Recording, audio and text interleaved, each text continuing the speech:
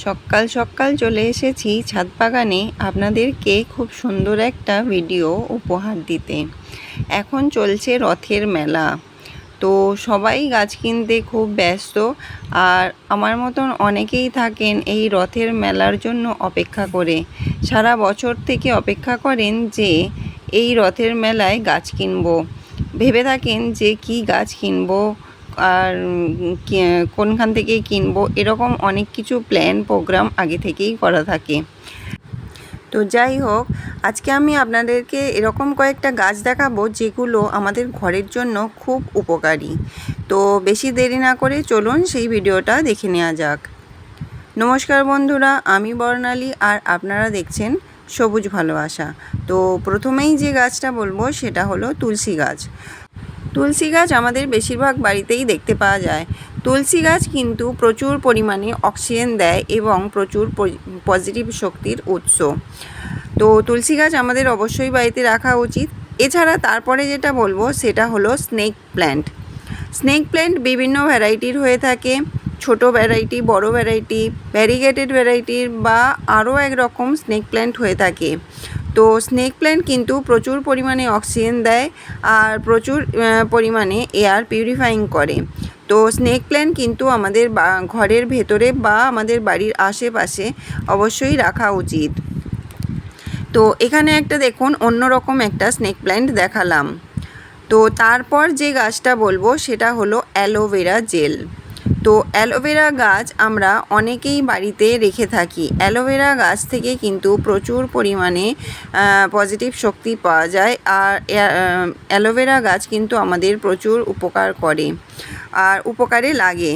তো আমরা তারপরে যে গাছটা রাখতে পারি সেটা হলো জেড প্ল্যান্ট। জেড প্ল্যান্ট কিন্তু প্রচুর পজিটিভ শক্তি আমাদেরকে দেয়। তো জেড প্ল্যান্ট কিন্তু আমরা বাড়িতে আমাদের বাড়িতে অবশ্যই রাখা উচিত।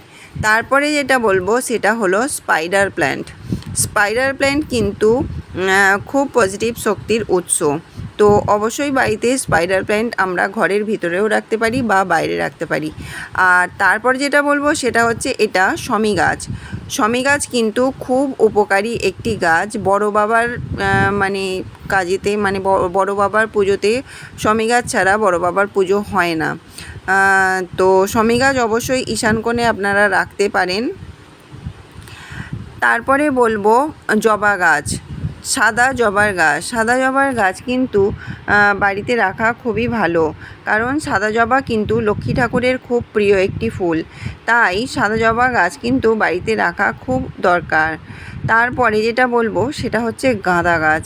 গাঁদা গাছ তো আমরা অনেকেই বাড়িতে লাগিয়ে থাকি ফুল ব্যবহারের জন্য, কিন্তু পুজোর কাজে ফুল ব্যবহারের জন্য। কিন্তু গাঁদা গাছ কিন্তু আমাদের প্রচুর পরিমাণে উপকারী একটা গাছ। তো গাঁদা গাছ অবশ্যই আমাদের বাগানে রাখা উচিত বা ঘরে রাখা উচিত। তারপরে যেটা বলবো সেটা হচ্ছে মানি প্ল্যান্ট। মানি প্ল্যান্ট কিন্তু আমাদের খুব উপকারী একটা গাছ। মানি প্ল্যান্ট থেকে প্রচুর পরিমাণে যেমন অক্সিজেন পাওয়া যায়, মানি প্ল্যান্ট কিন্তু মানির উৎস, এটা আমরা অনেকেই ভেবে থাকি। পজিটিভ শক্তি অনেক আমাদেরকে দেয়। পজিটিভ শক্তি, পজিটিভিটির একটা প্রতীক হিসেবেও মানি প্ল্যান্টকে ধরা হয়। তারপরে যেটা বলবো সেটা হচ্ছে এই যে হলুদ কাঞ্চন ফুলের গাছ। তো হলুদ কাঞ্চন ফুল বা সাদা কাঞ্চন ফুল যাই বলেন না কেন, কিন্তু হলুদ কাঞ্চন ফুল, দেব কাঞ্চন ফুল, এগুলো কিন্তু ঘরে যদি আমরা ঘরের ভিতর করতে পারি বা আমাদের ছাদ বাগানে বা আমাদের উঠোন বাগানে যদি আমরা রাখতে পারি, তো খুবই ভালো একটি গাছ, খুবই উপকারী একটি গাছ।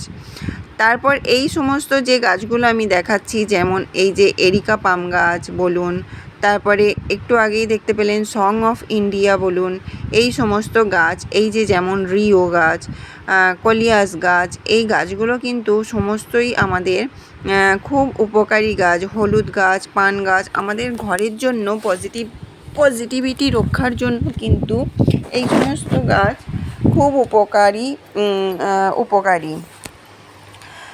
তো যারা রথের মেলা থেকে গাছ কিনবেন মনে করছেন, এখনও কেনা হয়নি, এখন তো মেলা অনেক দিন পর্যন্তই রয়েছে, উল্টো রথ পর্যন্ত। তো এই সমস্ত গাছ যাদের বাড়িতে নেই তারা কিন্তু এই সমস্ত গাছ বাড়িতে নিয়ে এসে বাড়ির পজিটিভ শক্তিটাকে একটু বাড়িয়ে তুলতে পারেন। তো এই সমস্ত গাছ থাকার ফলে বাড়িতে কিন্তু সত্যি সত্যি একটা শান্তি বিরাজ করে।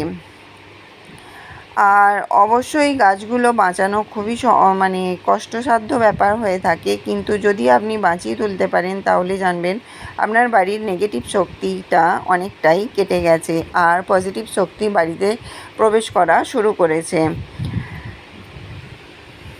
তো যারা এখনও গাছ রথের মেলা থেকে কেনেননি বা এখনও কিনবেন ভাবছেন, তো তারা অবশ্যই এই সমস্ত গাছ যদি আপনাদের কাছে না থেকে থাকে তাহলে এই সমস্ত গাছ যেগুলো আমি নাম বললাম এই সমস্ত গাছ কিন্তু আপনারা রথের মেলা থেকে কিনে আনতেই পারেন।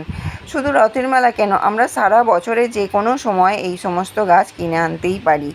আর শমী গাছটা যেটা বললাম, শমী গাছের ব্যাপারে কিন্তু আমি একটা বিশদ ভিডিও খুব দ্রুত আপলোড করব, কারণ এটা শ্রাবণ মাস আর শ্রাবণ মাসে হচ্ছে আমাদের বড় বাবার পুজো হয়। তো বড় বাবার পুজোতে যখন হোম হয় তখন কিন্তু শমী গাছের ডালের প্রয়োজন হয়, ওটা দিয়েই কিন্তু শমী গাছের ডাল দিয়েই কিন্তু বড় বাবার হোম সম্পূর্ণ হয়। আর এটা যেহেতু শ্রাবণ মাস, তো আমি খুব দ্রুতই এটা নিয়ে একটা বিস্তারিত ভিডিও আনবো। তো এতটুকুই ছিল আমার আজকের উপস্থাপনা। আপনাদের কেমন লাগলো জানাবেন। অনেক দরকারি ইনফরমেশান আপনাদেরকে দিয়েছি। যদি আপনাদের ভিডিওটি ভালো লেগে থাকে তাহলে লাইক করবেন, কমেন্ট করবেন, শেয়ার করবেন। আর আপনি যদি আমার চ্যানেলে নতুন বন্ধু হয়ে থাকেন তাহলে অনুরোধ রইল চ্যানেলটি সাবস্ক্রাইব করে পাশে থাকবার জন্য। আর আপনারা সবাই খুব ভালো থাকবেন, সুস্থ থাকবেন। আর যেটা বলবো সেটা হলো সবুজের সঙ্গে থাকবেন, সবুজকে ভালোবাসবেন, এটাই হলো প্রধান উদ্দেশ্য। তো আজ এই পর্যন্তই, কথা হবে আবার পরবর্তী ভিডিওতে। আর ততক্ষণের জন্য টাটা।